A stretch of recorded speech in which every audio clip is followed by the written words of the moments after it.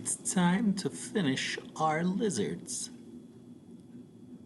Alright guys, this is the moment you've been waiting for. We've been working on these cool little lizards and today we're gonna finish these bad boys up.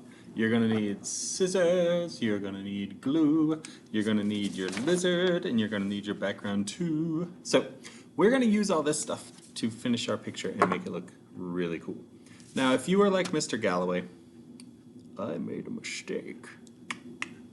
I accidentally used a washable marker when I did this, and my marker kind of bled, so I had to re-outline everything after I painted it. But I actually think it ended up looking pretty awesome, so that's okay with me. But what I'm going to do first is I'm going to very carefully cut out this lizard so it's all one piece, and I'm cutting around my outline. So you know you're using your safe scissor skills. We're cutting away from our other hand. We're not cutting into our little fingers. I'm turning the page as I go to kind of cut with my shape. And I just want to quickly cut this out. So I'm going to do that real quick.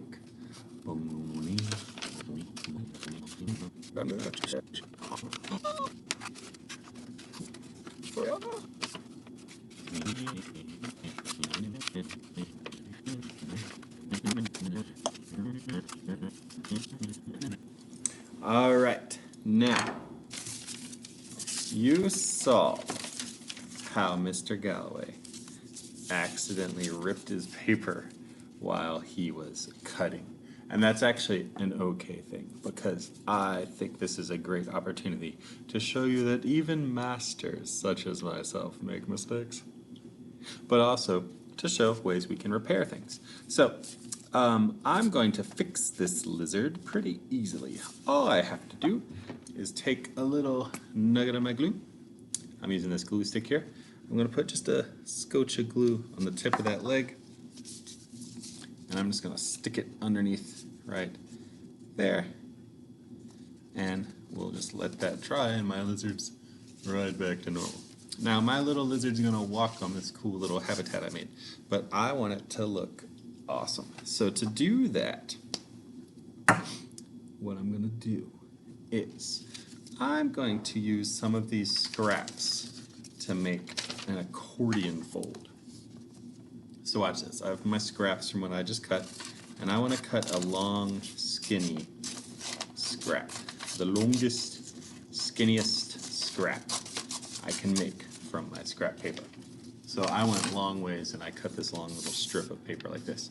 And I want to accordion fold it. If you don't know what that means, that's basically where you take it and you fold a little piece this way, and then you fold a little piece that way. So I'm zigging and I'm zagging. I'm folding down, folding up, folding down, folding up, folding down, folding up.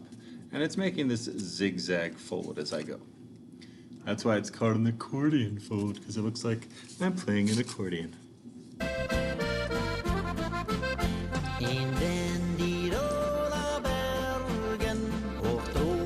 So, I went like this.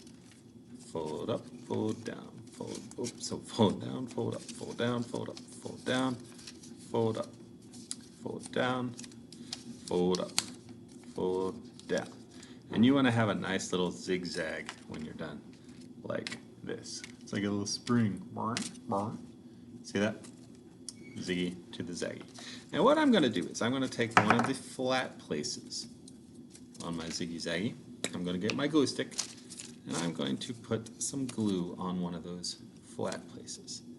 And I want to stick that right on my lizard's belly, right in the middle, right here. Bonk. Okay?